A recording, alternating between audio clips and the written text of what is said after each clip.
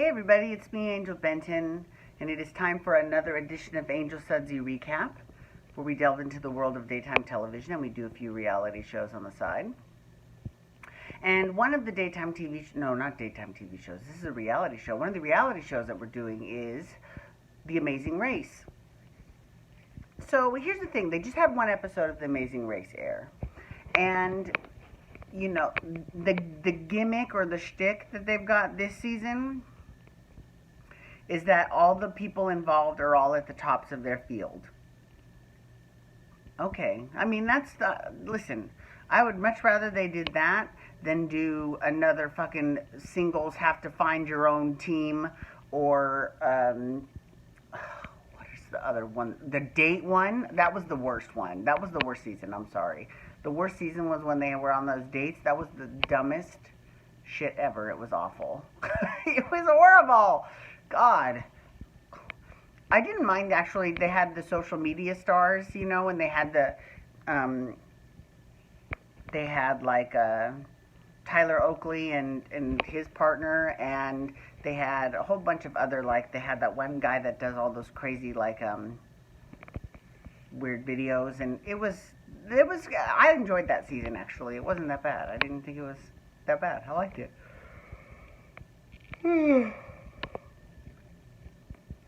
Sorry. So, with this first episode, because there are a lot of teams, there's like 11 teams, it's really difficult to get to know anyone on the first episode. You know what I mean? Because first of all, they have to, you know, they start off in New York City. They're in, I think they're in Central Park, I think.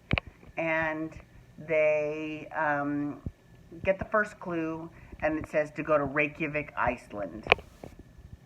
So they're all in, right? Here's another thing I want to know, too.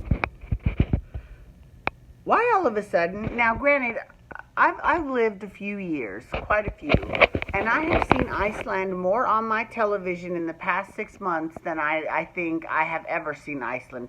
Are they doing some sort of renewed push to get mentioned in media so that they could get, I mean, their tourism dollars up?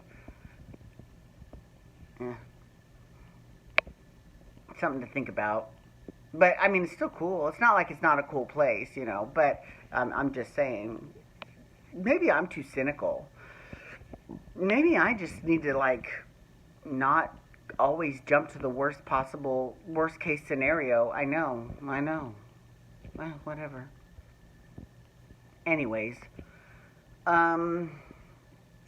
So they get to Iceland, and then they have to do this weird, I think it's I forget if it's a detour or a roadblock, is the one that only one of the partners can do without any help from the other. Sorry, so I'm thinking that because, okay, so here's the thing. There were quite a few teams that were like, oh my, they cannot get their shit together, really? Like, really? This is challenge 1. I mean, really? Okay. Wow, okay. So, one of the teams are these two older gentlemen. I think maybe they were in the NFL, maybe? I don't know yet. But they one of them helped the other one during that detour or roadblock or whatever the hell that was, and that's why they actually got a time penalty, and they barely made it on. Well, they were like three from the end, but if they had waited like literally like 10 more seconds, then they could have quite easily lost that first round. Now, I think that would have been fierce, but I mean, I definitely think that they give the public something to root for, so, okay, I understand. And then there was these, oh my god, the yoga, oh my god, okay. The yoga girls, the goat yoga. Let's let that sink in for a second. Okay, so the goat yoga girls are fighting. I mean, okay, if you thought cat ladies were weird, I'm just saying, I have tons of cat ladies that I work with. They are nowhere near as crazy as these goat yoga ladies are. They're nuts.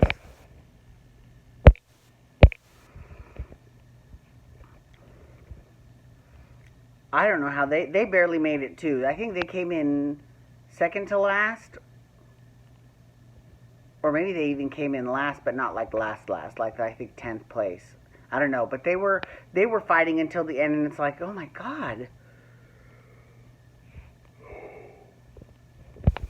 The people that did lose, who actually got sent home, were ring girls, and I think that they are girls in the boxing ring that show up those little cards in between rounds. I don't know. I think that's what a ring girl does.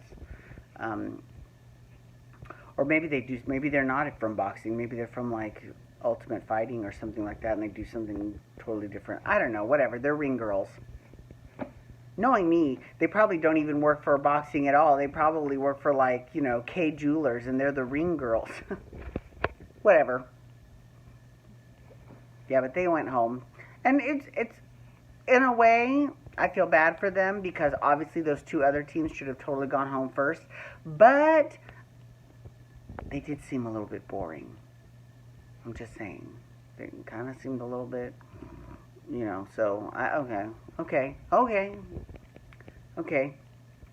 As the show progresses and more episodes air, that's when we'll be able to get to know the characters, the people involved. We'll get to know them a lot better. Here's the thing. I'm not even upset at myself for not like knowing like what everyone does, and because it's the first episode.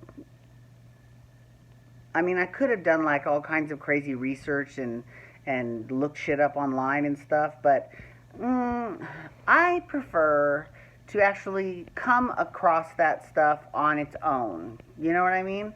So, like, for example, if whatever reason I had to look up something about, there is this one hot team. Let's talk about them, the violinists. They're fucking cute. They are super cute. Like, amazingly cute. Like, really hot cute. I enjoy them immensely.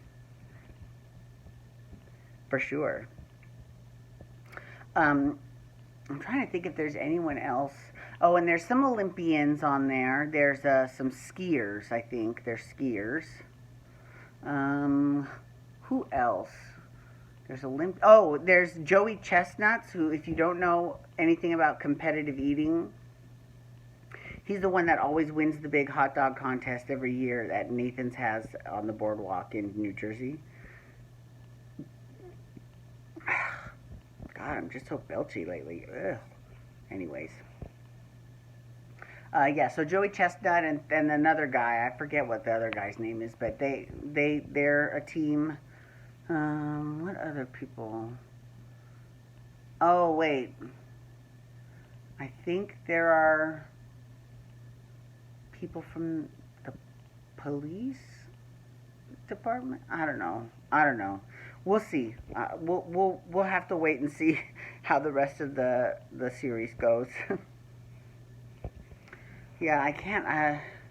Yeah, it's a lot. It's a lot for one episode. Okay, so next week's episode, they've shown all kinds of clips from. It looks to be interesting. Hopefully, we'll have a little bit more time in between, because basically they went and they did this whole little this little boat thing where they found all these letters and they had to like put them in the right order.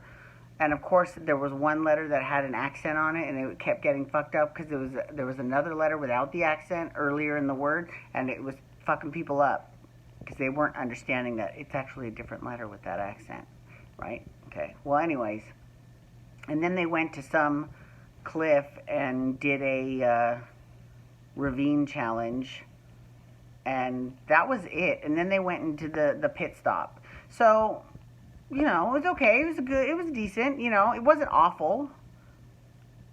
I mean, because there have been some awful seasons of that show. I'm just saying. You know what I should do is I should ask my friend Ron who he is favoring to win, because he has slept with a couple winners of that show. So I'm very curious to see who he thinks will win, and that means who will end up in his bed. No, I'm just kidding. He lives in Nashville now, but you never know. You never know. These teams are from all over the country. So anyways, thank you so much for logging on today. I do appreciate it.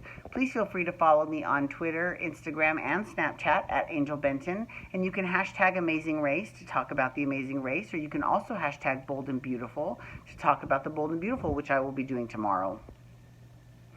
And you can hit that subscribe channel on my subscribe button. Let's start over. And you can hit that subscribe button on my YouTube channel to get my YouTube videos sent to your email inbox every single day. Alrighty, everyone. Have a wonderful day. Peace out. Wubba, wubba, wubba.